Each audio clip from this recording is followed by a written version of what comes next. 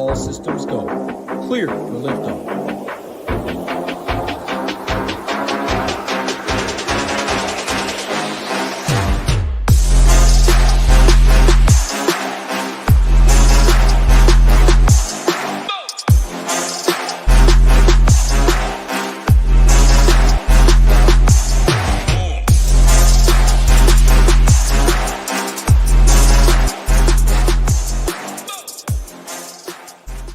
What's going on, everybody? Happy Friday. You know what Friday means. Talking some fights. Before I get anywhere, want to shout out two people. My man Deepwater, who I forgot to shout out last time on the show, good luck. He took third. He advanced top 15 the same. He advanced to New Jersey in 2 weeks. Shout out to you. Maybe it was good mojo. I didn't shout you out earlier last week, Deepwater. And then I always forget it. It's like TBR, something like that. I shouted him out the past 2 weeks. Man, no one ran as good as him. He took 15th place, like 0.2 points ahead of the rest. He is also going to Jersey on that last spot. Two SHIPIT Nation members. Shout out to you two. Good luck to y'all in 2 weeks. For Sheets, for myself, for Hoop. Wasn't quite as good of a day. That's DFS. Nobody cares. Work harder, as Tambo says. Ready to make some money back this weekend. MMA, MLB, PGA Showdown, NBA playoffs, NHL playoffs. No better time. Head over to SHIPITNation.com. Monthly, 6-month, annual packages. Also, if you do any of those, you get to test out our Shiptimizer we released a couple weeks ago. Still in beta. It's free if you do have any of those memberships. MLB, PGA. Mess around with it. Give us some feedback in the chat. Ben's in here. G. Keifer, Y Guy, Lone Wolf. Hope you guys are doing well. My man, Big Marley. Throw it to you. How are you doing? Hope you're doing well today. Yeah, I'm good, man. We got 4 WMMA fights on this card, so you can't ask for much more than that. I'm pumped up, ready to win this 100K. But yeah, I mean, we also got, Barbosa on the card, an old school vet looking like the best shape of his life. I'm starting to love this USADA-less UFC, and I'm hoping it continues this week. So, yeah, right on that. Are you doing anything different, like, in your process or, like, how you're capping fights, like, without USADA? Like a Warley Alves, Edson Barbosa, some of these guys that, I mean, like, pre-USADA, some of these guys have been on the juice, obviously harder there. Are you changing anything, or are you just I did bump up Barbosa's odds to win a little bit because of the no USADA. But a lot of it's recency bias too, with Jose Aldo recently, and then last week, Diego Ferreira looking like the best shape of his life at 39 years old. And I feel like just in pictures alone, Barbosa's never looked as ripped as he has. And he's got all the skills in the world. So if we can look like an old or a younger Barbosa, then I like him. Spoiler alert. Yeah, I like it. We'll get there. That'll be the last fight, of course. Bottom to top, as always. Jasmine, hope you're doing well. Hope life is good. Enjoying more time you have with Rio, with the NBA season winding down. Our projections and ownership are up. So if you are a member at SHIPITNation.com, you can check it out in the solver. You can check it out on our projection site. I'm not going to say all the ownership like usual, because ownership, huge piece of MMA content. Want to keep that behind the paywall for the most part. Maybe a fight here and there, I'll mention ownership, but that is up on the site and the solver as well. Fight rankings, slate plan, core report, everything else will be up shortly after this show. Check out the MMA Stone, always filled out by the end of the night as well. Let me refresh weigh-ins quick. I seen what everyone made weight. I thought I saw a tweet that Sai missed weight, but I'm seeing 206. So I don't know if he cut must have weighed back in then. Yeah, if he cut the last pound or something. MMA Junkies showing me 206. I see everybody made weight except Juana Pinheiro, who has not weighed in yet, and she's the last to weigh in. So yeah, if someone else has any info on the side, I did see that he did miss initially. I'm seeing 206, so he might have shed the last pound or whatever it was. UFC's back to the Apex, small cage, 12 fights. 7 or I think 8 of the 12 now. Gatto slight favorite to finish. I think 8 of the 12 are expected to finish. Multiple big favorites above minus 300. My broad slate overview, it's a tough card. Big Marley's already saying he's winning 100K. If I had to guess, I don't think anybody is winning 100K this week. You'll need some big dogs, but, I mean, we see big dogs. Carlos Diego Ferreira last week win all the time. Big favorites lose. Random stuff can happen in the MMA. So, yeah, I won't be leaving too much on the table. Probably 1K max for me. I'm looking at direct leverage spots. I'm not going to make any rules because I do think like Edson Barbosa, Lerone Murphy, Chaos Williams, and Carlson Harris is right in that range. Ramiz Brahimaj and Garimbo is right in that mid-tier as well. I think those two other fights could outscore that main event. It might be a little lower owned, so there's just no rules I'm making personally on this card. Any broad slate overview before we go bottom to top? No, I pretty much agree with that. I'd be okay with more than a grand left over on salary, but yeah, no all-in fights for me. And I damn near put 0 5-star fights on this card, but I threw 2 in there. You can go check them out at SHIPIT Nation.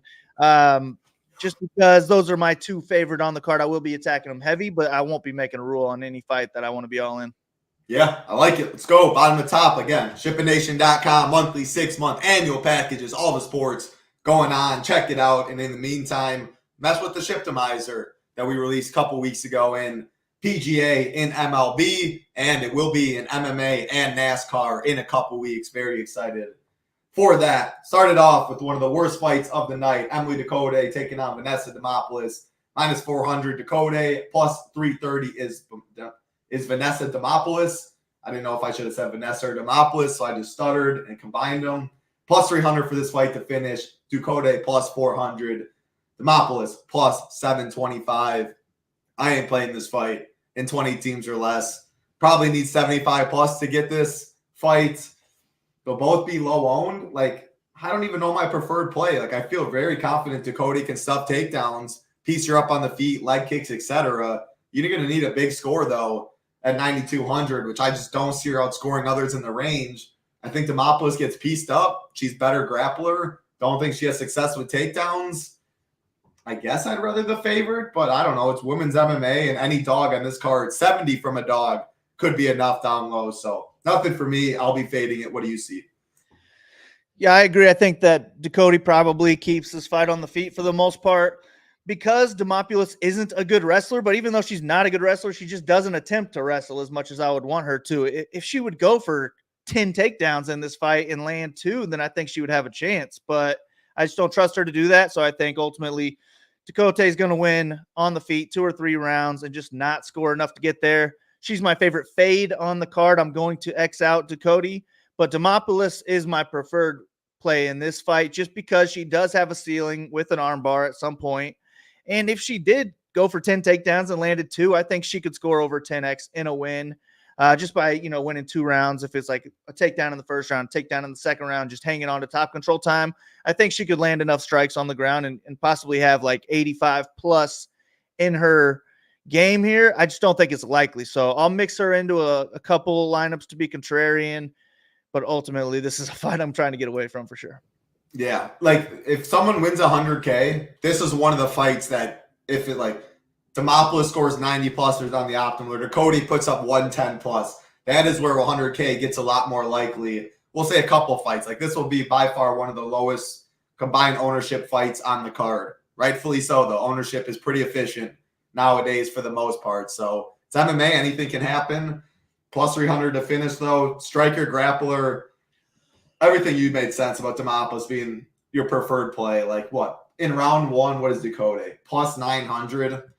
Like how I see it, I wouldn't be surprised like a 3rd round finish from Ducote, like the leg kicks that she could put on. She put on Penne. Like I don't think Demopoulos might be able to eat them for all 3 rounds, but she can just bounce around the cage and stuff like that. Ducote might be a little worried about the takedown.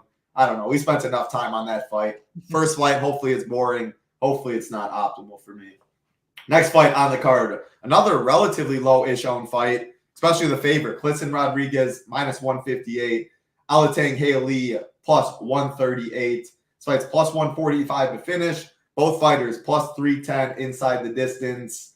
Round 1 props, the underdog, Alatang Haley, plus 750. Rodriguez, plus 900, which is pretty interesting. I'll go quick because Klidson Rodriguez is an easy fade for me. Primary striker. He's not going to get it done on the mat. Alatang Haley is pretty tough to finish. I think you need a finish. You need a lot of volume. I just prefer Lerone Murphy Barbosa, Chaos Carlson Harris for cheaper, Brahimaj Garimbo right there. I prefer getting all the way up and going stars and scrubs more so. I just don't like Rodriguez. I don't like the upside. My preferred play is definitely Alatang Haley. I don't love his upside either, though. But what, 7,600 Marley? 80 could be enough. Like if 11 of the 12 favorites win and he's the only dog or something like that, averages over a takedown per 15 minutes. Maybe he can mix in a couple of those. Has some power. I don't think he's going to knock out Clitson Rodriguez. I see a close decision. I'm going to be on the dog. The 1K savings goes a long way. Hopefully mixes in some takedowns. Still don't love this fight, though. And well, what's going on, Terry? Hope you're doing well, man. Good to see you. I kind of like Rodriguez here. I think that the line should be a little bit wider than it is. I think he should have a clear striking edge in this fight. Alatang Haley does have, one-shot KO power. He just doesn't throw many shots for me to rely on that. I think he really needs to mix in takedowns here and spend as much time as he can in top control or try and get a submission. I just don't think he's that good. And if Rodriguez can stuff takedowns here, I like him to win all 3 rounds, if not get a TKO at some point. So since he's going to be low owned, he is definitely my preferred play, but he's my way of getting a little bit different on this card. I probably will be over the field on Rodriguez, hoping that he gets the knockout at some point. Alatang Haley lands 2.88 significant strikes per minute, but he eats over 5 per minute. And I could definitely see Rodriguez just landing a lot of volume here, maybe enough that he puts him away at some point, scores 100 points at 15, maybe even sub 15% ownership. I'm cool with that. So I'll be on the Rodriguez side. And then I think Alatang Haley is going to be a little bit too popular for my liking. He does have a 129-point win because he got like a first minute knockout. But aside from that, I think 80 is the highest he's ever scored. And even if he lands 4 takedowns here, I don't think he does enough minute to minute to score well in a win. So I'm going to let the field take him, and I might X him out just because he's too popular. If he was going to be 10 to 15%, and maybe he will be, but I have him a little bit over that. But if he was 10 to 15%, maybe I would get 5 to 10%. But I don't like him enough, and I think Rodriguez might be a bet for me as well. No, everything you said makes sense. Usually I'm on the game theory side too and would be on Rodriguez. I just don't think he finishes. Alatang's tough to put away in an 8,600. Like I mentioned, all the other fighters in the mid-tier that are a little lower, you go up a couple hundred more, you get to the Abus Magomedas and stuff like that, who just have way more upside in my opinion too. But Alatang Haley is definitely going to get some ownership because if you look at 7,600 and below, he by far is the best win equity on the slate at plus 138. And you're looking at the next fight we'll talk about, plus 185 for the dog, plus 215, plus 270, plus 400, plus 350, plus 345. So many big dogs in the lower tier. It feels nice getting some money line equity with Alatang Haley. And I'm with you. I don't love the ceiling either. Maybe I just get way underweight on both. I'm not going to play Rodriguez. I'm fine with Alatang Haley, but if he's going to be 20, 25%, I want to be under that too and just hope this fight busts. Rodriguez wins a decision, something like that. So, yeah, everything you said makes sense about Rodriguez. You can play him in chalkier lineups. I still prefer the 1K savings. If I play Alatang Haley, maybe I'll leave a little money, but I just don't love these first couple fights. I think it's like last week. First couple fights, not nearly as good. The end of the card, absolutely phenomenal. Ownership will reflect that for the most part. Excuse me. Next fight on the card, Pierre Rodriguez taking on Ariane Carnelossi. Minus 220 is Pierre Rodriguez. Plus 185 is Carnelossi. This fight's plus 180 to finish. Rodriguez plus 285. Carnelossi plus 460. I'll throw it to Big Marley. All I'm going to say is if you have guys or girls watching this have not seen Ariane Carnelossi, Google image her right now. Grown-ass woman. Take off the head, take off everything, and you just see her arms. You're losing all your money max betting her being a man. Big time pipes. Now you need more than just pipes to win in the MMA. To win in MMA, Big Marley, especially in the UFC level. Take it away. How do you see it going? Yeah, man. When I grow up, I want arms like Carnelossi's. When you grow up, what age is that? Shut up.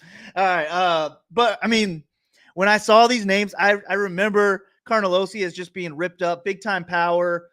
No USADA now. That's got to be a good thing for her. And I was like, you know what? That could be a possible play for me. And then you just go back and watch her fights. And she has 0 takedown defense. She got taken down in all 8 attempts from Lupe Godinez. She got taken down in 3 of 4 attempts by Na Liang. That's not good. That's not good at all. And Piera Rodriguez can wrestle. I think that she's more of a boxer than a wrestler, and she probably would win a 15-minute striking match here against Carnelossi. But why take that danger when Carnelossi can knock you out when you can just go out there and land takedowns with no defense at all and then spend time in top control, land your punches there? You could put up a pretty good score. So I do like Piera Rodriguez to have a decent ceiling in this fight. But at the same time, Carnelossi does have knockout power. If one of these ladies is gonna knock out the other, it's gonna be Carnelossi.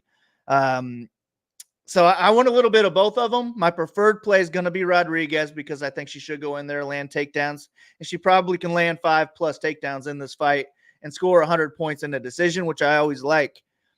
But there's not a lot of dogs on this card that have 100-point potential, and I think Carnelossi does. I mean, she's a powerhouse, so even she could land some takedowns of her own. I just would like her more for her knockout power. Just be aggressive early, trying to knock this girl's head off, and then you could score 120 points even if it's super early. But I don't think she'll get much ownership, so I could see me being around field weight on Carnelossi. Rodriguez, I'm not sure about. I haven't built lineups. I like her in general, but there's a lot of favorites up in that 8,800 or more range that I like, where I just don't know what's going to be able to fit based on the underdogs that I like. So I'll probably be around field weight on both, I would guess.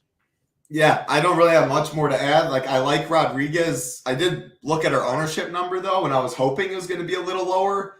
I guess that'll be one of the fights I say. 29% we have Piera Rodriguez. Carnelossi we have at 17%. And I was thinking it was going to be like 24% Rodriguez, 20% Carnelossi or something.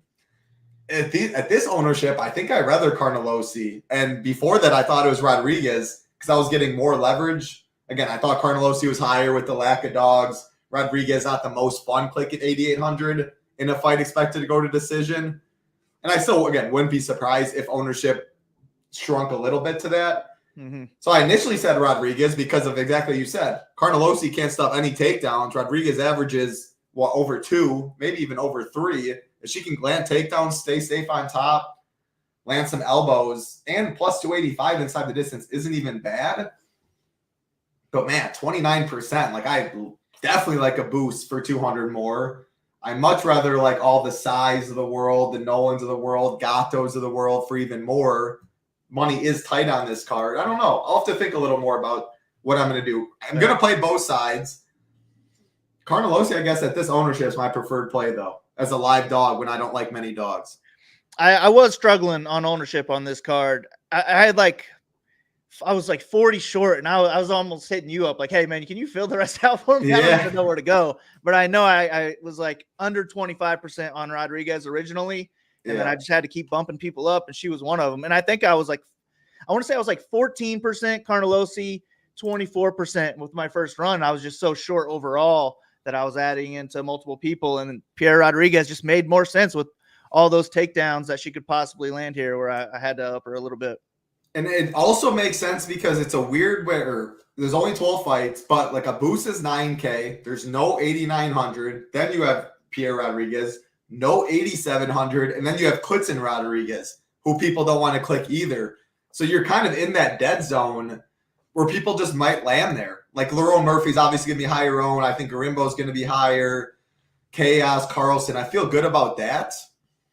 Yeah, but I don't know. Like, it'll be interesting. If you have like a lineup that leaves 100 with Piera Rodriguez or something, but doesn't play the main event, like, will that lineup be less duped than a Lerone Murphy that leaves 400 or whatever? That's the stuff I'll be thinking of. But yeah, I guess she will be a little higher owned than I initially expected because just no 8,900. She's there. No 87. 86 is gross too. You just might land on that, especially it's not fun to full punt by any means, which could lead to a more balanced mid-tier build, and she just fits it there. So if that's the case, I want to avoid using her as a last piece just because she fits. Like, I want to go out of my way to get her and then try and get different within her and hope she gets you 115 from wrestling.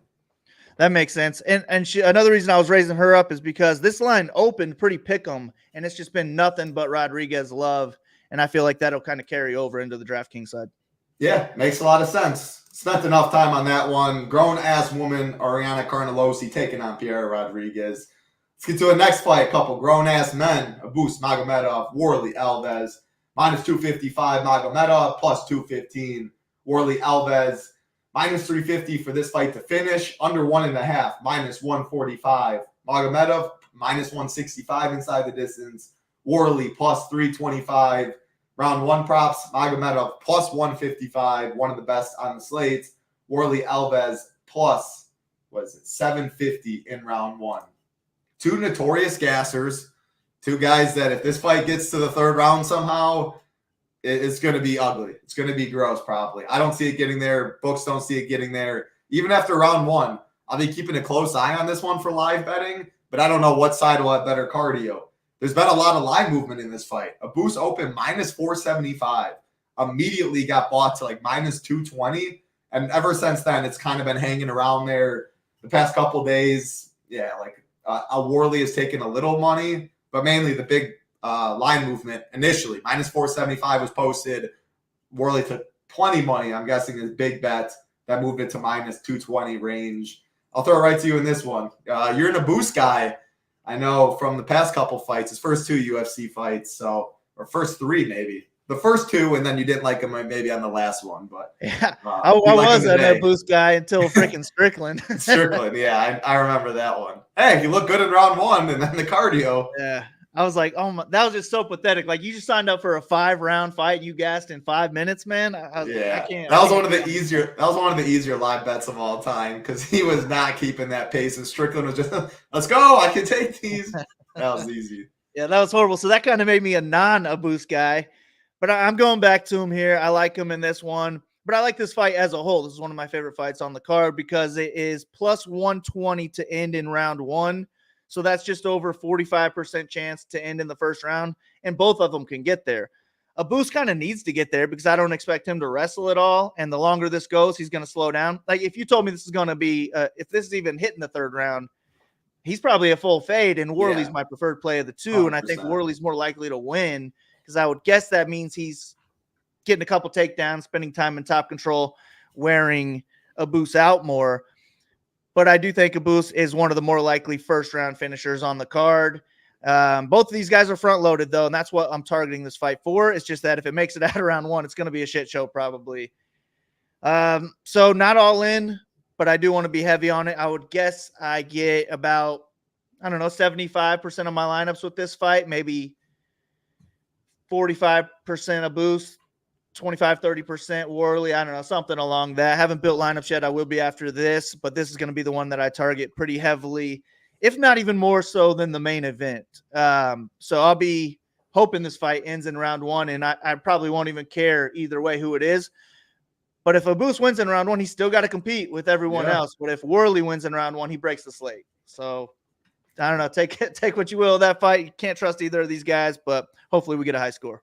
Yeah, and again, we said we're not making any 100% this fight. If you want to do that, I don't think it's the craziest thing, but there are multiple minus 300, like inside the distance props expected to finish. So, yeah, again, we're not going to go 100%. I don't really have much more to add. Like, Warley is, I think, if you tell me a dog's putting up 100 plus, my guess is it's going to be Warley. And, of course, it could be a Victor Martinez. It could be Vinicius Salvador. I just think they're way more likely to lose. I think this fight, Warley has so many outs to a big score. But I think he gets starched in probably like 2 minutes. I think Abus comes off, maybe not a Dustin Stoltzfus performance, but man, early, he's just so intimidating, is Abus. So big, so long, so powerful. I think he knocks him out in the first. My preferred play, though, it's one of those spots we talk about a lot, Big Marley.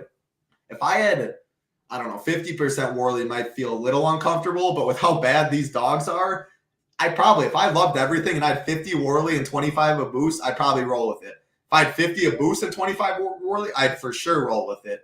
But on this card, yeah, like 9K, Sai is 600 more. Nolan's 500 more. They're going to get ownership up there. You can leave 500 or 600. Abus gets a first minute knockout. He gets the bonus. He just gets a couple knockdowns in the first round, etc. I do think it is viable to fade Sai or Nolan, who have way better money line props, but similar inside the distance props, similar round 1 props. And that's a way to get different. Take off 50 dupes, get it down to 8 or something if you have the nuts and Abus can outscore them up top. So, yeah, really not I don't really have a preferred side. Like I said, if I had 50 Alves, I'd probably be fine with it. 50 Abus, I'd be fine with it. I might end up with more Worley just for the nature of I'm crossing off a decent amount of these big dogs that we get up to, or I've crossed off some already. Yeah, I don't really know. Abus is my pick, but your pick doesn't always translate to you play in DFS. Yeah, and I was thinking that I would be fine with more than 1,000 on the table because of this fight. Like, I'd be okay putting my favorite Abus lineup and just going all the way down to Worley, leaving 1,800 and getting real different that way. But it's really the Worley part of this fight that makes me being okay leaving a lot of salary. He'd be on most of those lineups. Yeah, that makes sense because he wins. He can put up 110. Like, he is the dog that has definitely a lot of upside. He just got to win as a plus 215 dog. What's going on, Nickel? How you doing, man? MP, what's going on? Definitely don't got to say sorry. We appreciate you hanging out. What else do we got? Eric Garcia, appreciate you hanging out as well. We appreciate those words. Enjoy working on this Friday. Nobody works on Friday, JK, Big Marley and I here working a little bit. MLB show I'll be on later with Nades. A lot of money to be made today. Big Driggs, what's going on, my man? Next fight on the card, Melissa Gatto, Tamiris Vidal, minus 345. Gatto, plus 270 is Vidal. This fight is minus 110 to finish. Just yesterday it was plus 100, so some money coming in on the under. Gatto, plus 105 inside the distance. Vidal, plus 975. I mean, you always talk about like 10x. Does Vidal even 10x in a win? I don't know. I don't think she wins. I don't think she's on the optimal. If she is, I won't be on the winner. There's no other way around that. I just don't love the upside. I'd rather Worley and to be honest, I'd rather Vinicius Salvador and I'd rather Victor Martinez because you get some leverage off the fighter that they're fighting against and just the under so much steam. Like if they win, it's a knockout. They're very low owned, etc. Vidal's low owned. I don't think she's finishing nothing. I think Gatto's better wherever the fight goes. It's just, does she go for takedowns and wrestle and maybe submission? Because that's where she can get you 110. Or does she keep it on the feet? And if that's the case, I don't really think, unless she gets a knockout, which is plus 500, you want her to get to the mat. You want her to wrestle. Her sub is plus 200, which is pretty encouraging. Plus 500 for KO. Yeah, I'll be playing some Gatto because she's going to be lower owned than Nolan. She's going to be lower owned than Sai, lower owned than Abus. Not too low owned, though, if you look at her ownership. So, yeah, I'll throw it to you. What's going on, John? What's going on, Joanne? Good to see you guys. Good call on that Chase Hooper yesterday or last week as well, John. And I will say, I saw those guns when you were flexing. Great work, man. Big boy pipes. Ariana Carnelosi pipes is what I'm seeing. No doubt. What do you see, Kyle? Kyle, I just read Kyle right there. What do you see, Big Marley? Yeah, I like Gatto quite a bit in this one. I don't really see where Vidal is better anywhere. Maybe just like one-shot power, I guess. But my worry for Gatto would be like this is a 15-minute striking match, and it's just a little bit too close on volume, and the judges screw it up. That's how I think Vidal wins. But, yeah, she probably doesn't even 10x there, where I think Gatto could dominate this fight on the ground. I also think she's the better striker. She probably should win a clear 2 or 3 rounds if this is a standing fight. But at $9,400, we can't have this fight take place on the feet. We need Gatto to get it to the ground. And I think if she get it to the ground in round 1, I think she could finish it in round 1. I think plus 200 for the submission props a little too wide. I think it should be lower than that. So that's a possible prop play for me, but I also like Gatto. I would like her more if her ownership was lower, which it could be. She was another one that I was bumping up, but I think if anyone dominates this fight, it's for sure going to be Gatto, and that would come on the ground. So she doesn't even need a finish if she's going to go out there and wrestle all 3 rounds, I think. But I like her to get a submission in this fight. So Gatto's my preferred play. I'm fading Vidal. Yeah, and I'm not worried about her moving up in weight in this fight. Like Vidal's cheeks. There's really no other way about it. Gatto's just way more skilled. The plus 200 by sub, it was plus 225, so a little steam there. Round 1 prop was plus 400, now plus 325.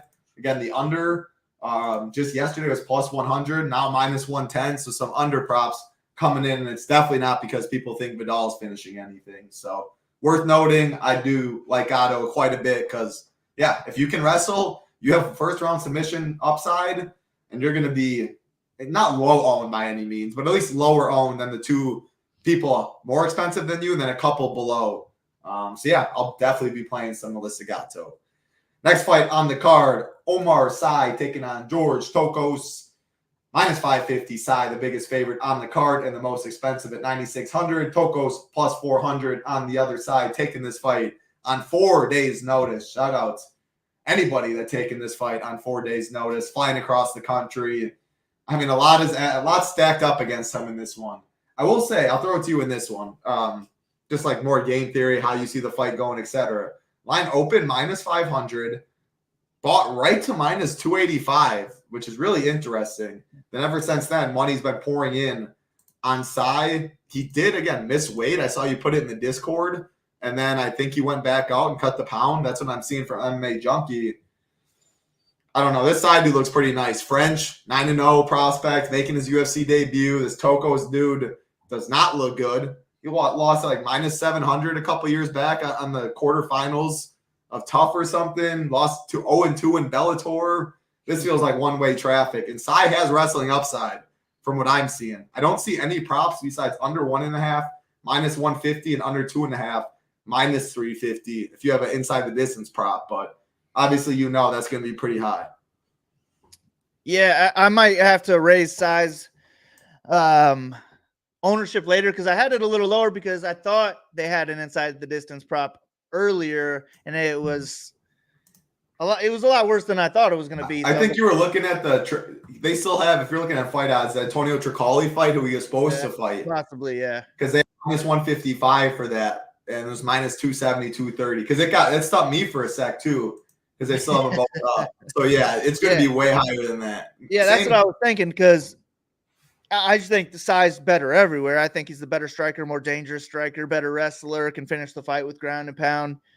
But Tokos he's looked like a sloppy brawler to me, and they're big boys. So if he's going to win, I think it would be an early lucky knockout, which breaks the slate at no ownership. So I don't want to X him out of my player pool, but I just don't like his chances of winning here. I think Sy either knocks him out on the feet in the first round or gets a takedown and ground and pounds him into a TKO for the first round. So Sy is my preferred leverage play here. It's just that he's $9,600. It's hard to get up to 96, especially when Nolan is $100 cheaper. So yeah, I'm going to get as much Sy as I can afford, but I'm not going to force him into lineups. I'm fine going all the way down to Pierre Rodriguez if that is getting me up to an underdog that I like more. And then Tokos, I'd probably set a max at like 10% just to make sure that the optimizer doesn't give me too much of them, but I would prefer to be closer to 5 or 0 on him just because he's not good and his wins are against a bunch of scrubs too. But Sy is early in his career. He's kind of unproven, so it wouldn't completely shock me if he did knock out Sy. Just being aggressive in round one, knowing he took this fight on short notice, probably doesn't have 3 rounds of cardio in his tank, so he should be aggressive. But yeah, give me Sy by knockout. Yeah, I'm not going to have any Tokos. I'll play, I guess, I'm talking a little ahead. I don't know what word I was looking for. I'm playing some Victor Martinez. I'm playing some Benicio Salvador, also really big dogs. I think they both get destroyed. I like them more than Tokos, but you do get a good amount of leverage if you do play Tokos if Sy does lose. I just think he's better everywhere from what I've seen. This Tokos dude doesn't look very great. Next fight. So you mentioned Sy, you mentioned Nolan. Perfect segue. Minus 450 Tom Nolan, plus 350 Victor Martinez. This fight's minus 500 to finish, minus 275 for Nolan, plus 475 for Martinez. So do you prefer Sy for 9,600 or do you prefer Nolan at 9,500 and then break this fight down? Well, I got to see the inside the distance line and everything for Sy, but minus. So if we're comparing, I feel like it's got to be like roughly minus, my guess is minus 450 inside the distance because we got minus 170 on under 1.5 in Nolan fight, and we have under 1.5 at minus 154 in the Sy fight. So like plus 450, plus 470, like it has to be very similar to the Nolan is what I'm getting out of it. Yeah, so I would say stylistically, I would like Sy more because he can get the same knockout Nolan can get just on the feet. I do think back to this fight, Nolan, I do think is just a much better striker. He's aggressive in round one. And we saw Martinez get knocked out by Jordan Levitt. Freaking Levitt. Yeah. It's not good. So I think Nolan, this is a fight for Nolan to get back on track, put him away. It's just that he's real green in his career, and I don't trust him, especially coming off a knockout. And then Nolan is a striker only. So if he's not getting a first round knockout, I don't really like him. And Sai could go out there and wrestle. So Sai has more ways to hit 100 plus points in my opinion. So maybe I like him for that reason.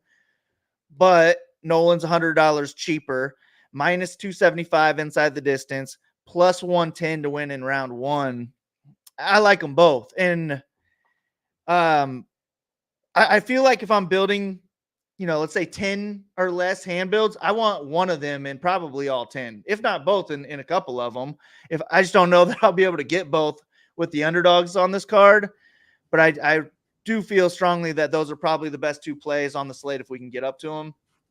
And then I also have Sai's ownership lower right now, which would make me like him more.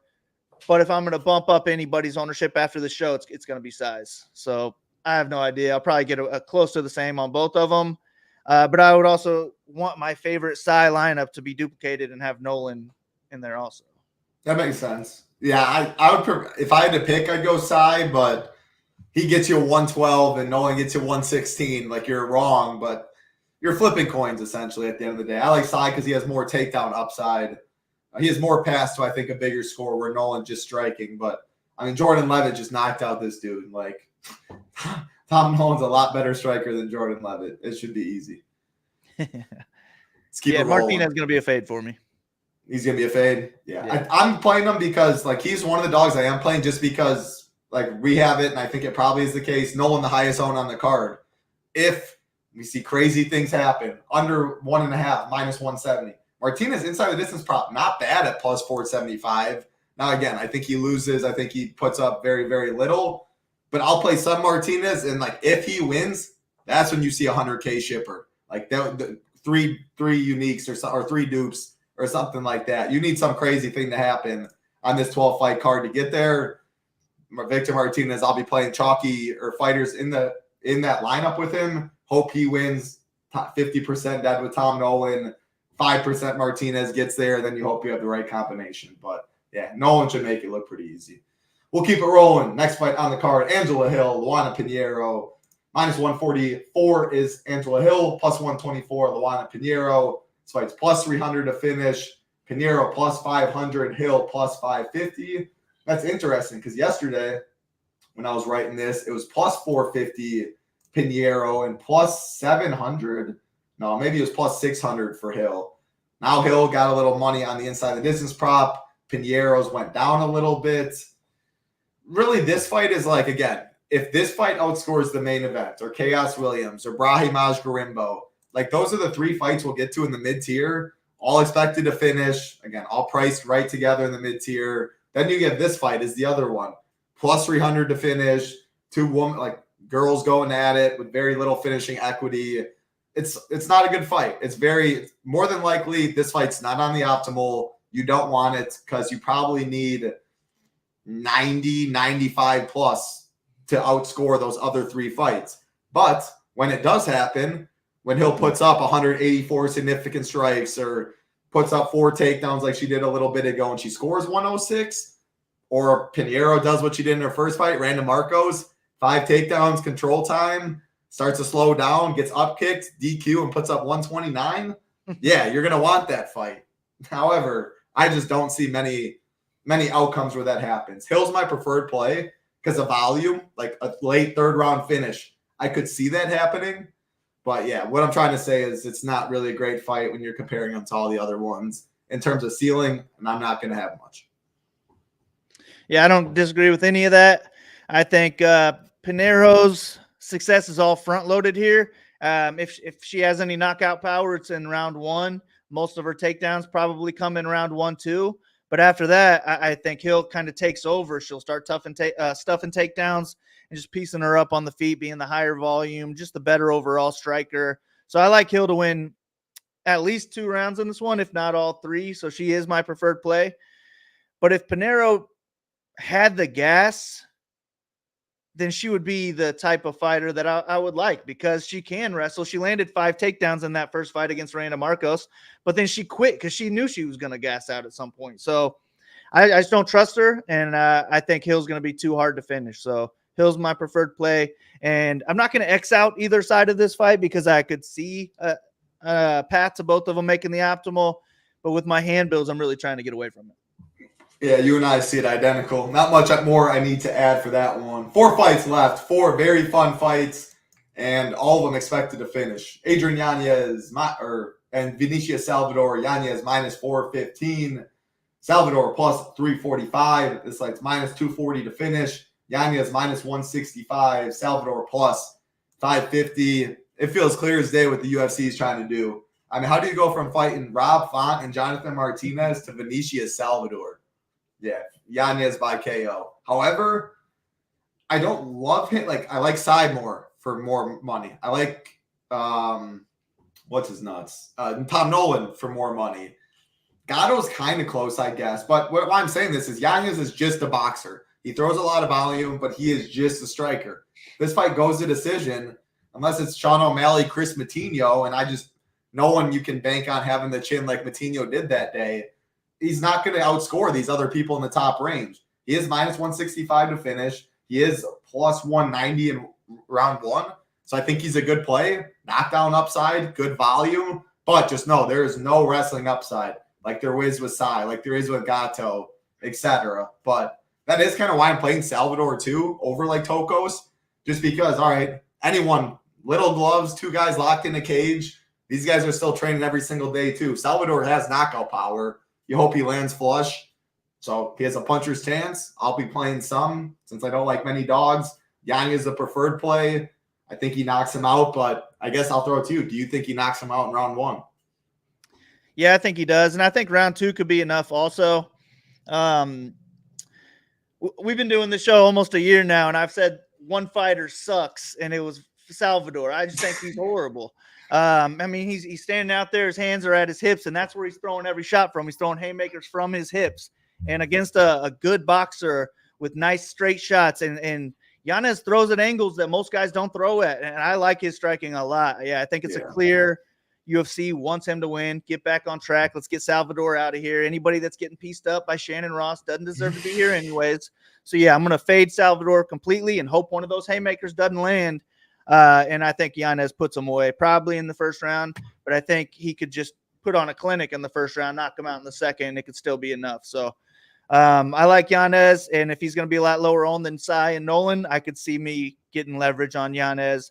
But I like all those people. I almost I hand built a lineup, and I think I probably started at the top, and I would be completely fine with that same lineup and then just getting all the people below him too, just kind of duplicating it. So I'll have one unique in all of my builds, hoping that I can hit on my underdogs and then just hit the right combination with these high favorites.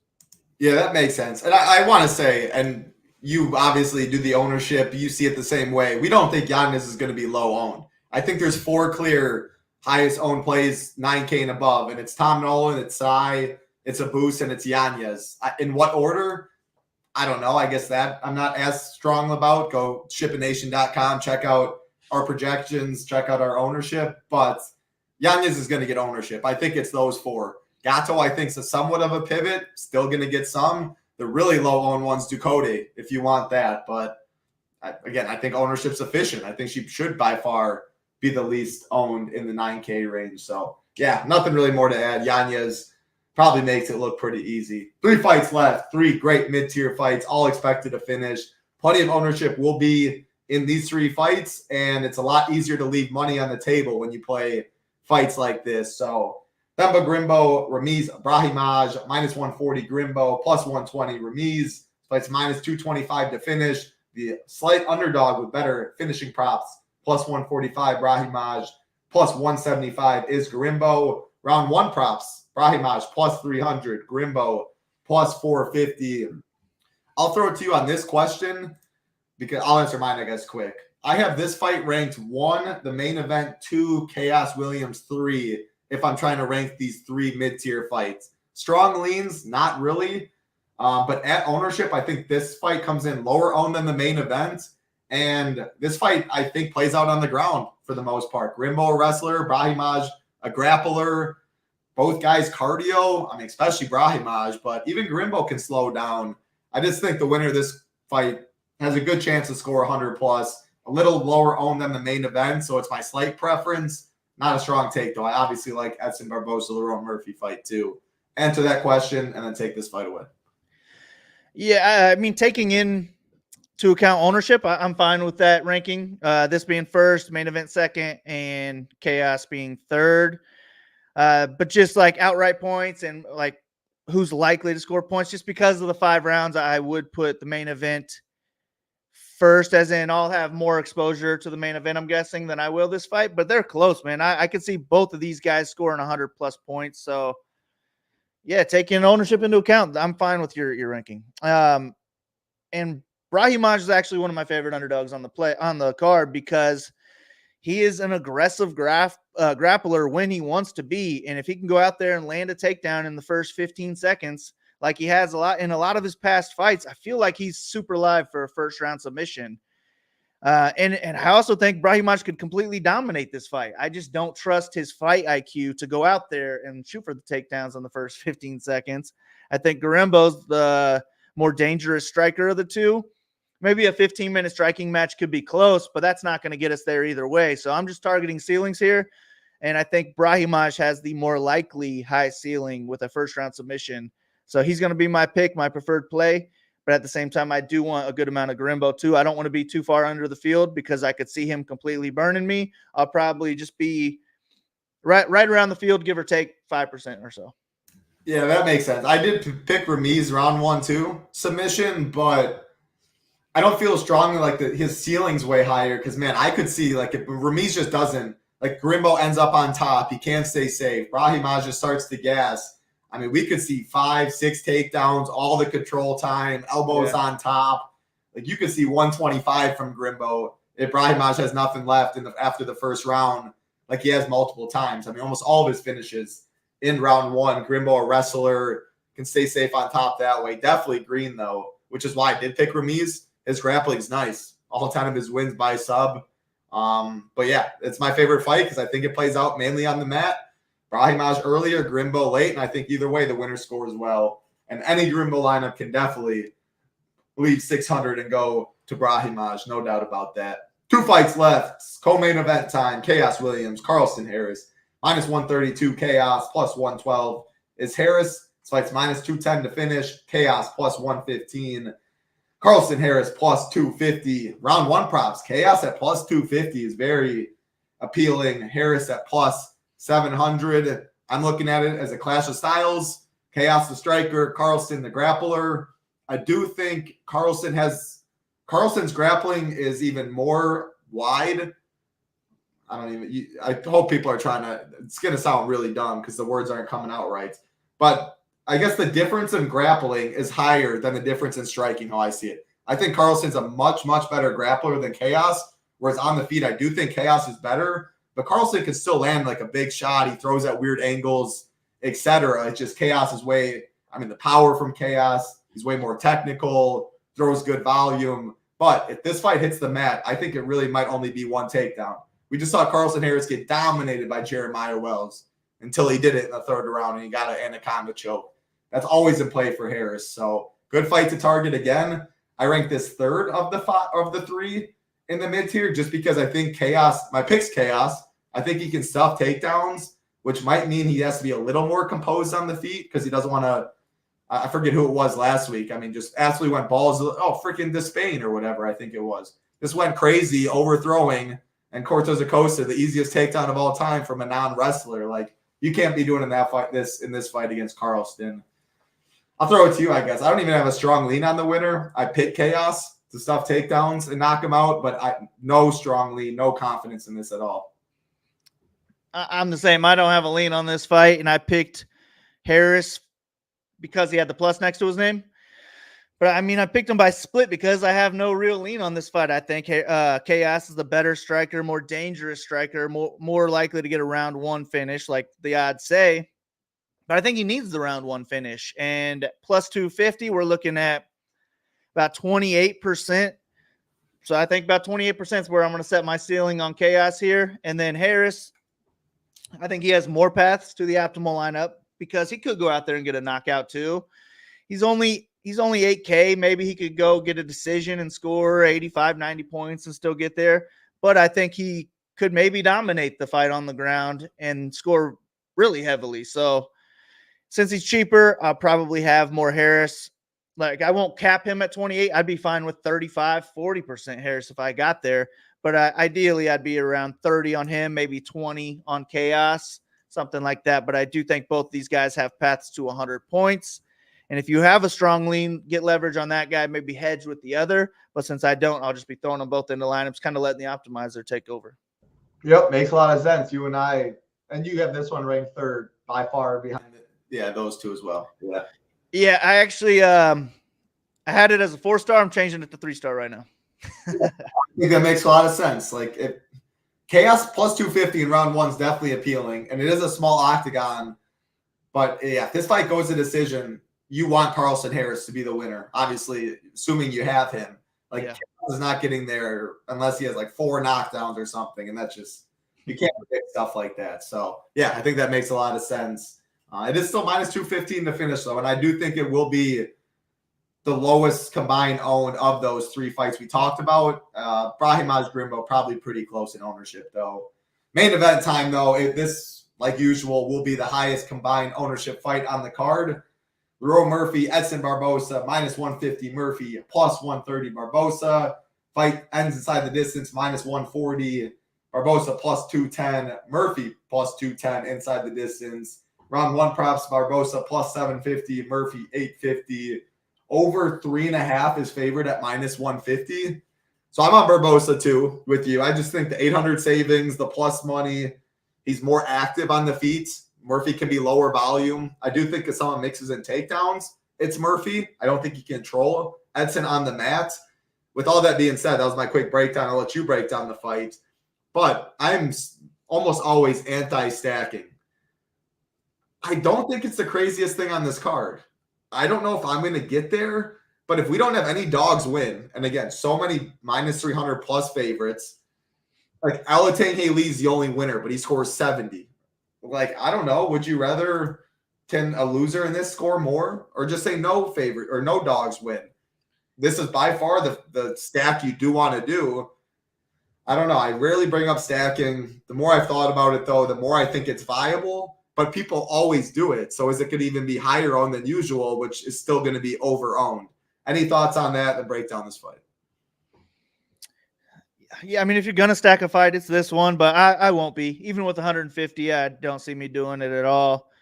But a lot of it is because I'm picking the underdog to win. So I am going to be getting leverage to Barbosa here. And then, like, over 3.5 is favored. That makes me like Barbosa even more. I just don't see Murphy beating Barbosa in a 5-round fight. I think he has to knock him out early before Barbosa gets going, or get the fight to the ground and just hang on to as much top control as he can there. But Barbosa's pretty good at stuffing takedowns. And we just saw Barbosa go a hard 5 rounds against Yusuf. I don't know that Murphy's beaten Yusuf. So I like Barbosa. I slightly favor him in this matchup. So he's an underdog. Anytime I think an underdog should be favored, they're going to be one of my favorite on the entire card. And I'll probably have 45 plus, 50% plus of Barbosa. Whereas if Murphy wins this fight, I could see him not making the optimal lineup. And I'll probably be under the field on him, maybe half the field, something like that, just because I don't like him to win. I do think he has big upside, though, with the first-round knockout potential. But aside from early wrestling, we've never seen Murphy go 5 rounds. I don't know if he has 3rd, 4th, 5th round wrestling in his game. And I just don't see him being the better striker in the last half of this fight at all. And now with no USADA, Barbosa looking like the best shape of his entire life, I think he's live for an early knockout as well. He could chop Murphy's legs down. He's the best leg kicker I've ever seen. So give me Barbosa. I'm going to be heavy on him. Yeah, I'm with you. I like it a lot. I do think Barbosa will be higher owned than Murphy. Maybe not by too much, but I do think it's one of the spots to dog, especially on this card, because it's not fun clicking a lot of dogs. It's still, that's chalk I'm good eating, and I'm willing to play other fighters, leave money to get different. And rightfully, to be honest, like, it's not a card I'm even trying to get unique. Like, if I won with 7 other people, I would be totally fine with that. It's tough. You'll need a Emily Dakota to start it off. You'll need a Clitson Rodriguez, or you're going to need a Benicio Salvador, Victor Martinez, like Tokos. You know where the leverage is. Low in plays. Again, ownership's up. Definitely check that out. Projections, everything is in Solver. Fight rankings, slate plan, core report, everything will be up shortly after we get off, which is pretty shortly. MLB, I'll be talking with Big Nades in 1 hour and 40 minutes. Definitely check that out on this channel. Hit the like button. Hit the subscribe on the way out. If you want to join us at the Nation, no better time to join. MMA, PGA Showdown, MLB, NBA playoffs, NHL playoffs, NASCAR. Come on, 6 sports, a lot of money up top. Always on DraftKings, FanDuel, always money on top, not as much as on DraftKings. Ready to see some SHIPIT Nation logos up top. Ready to enjoy a weekend full of fights, full of NBA playoffs, and hopefully full of some green. Big Marley, final thoughts. Now, man, go Pacers. Good luck to you tonight or tomorrow, Title. Good luck to everybody listening. Let's ship it. Let's ship it, baby. Go Pacers. I love it. For Big Marley, I'm Titletown. Good luck this weekend. Stay safe. Peace.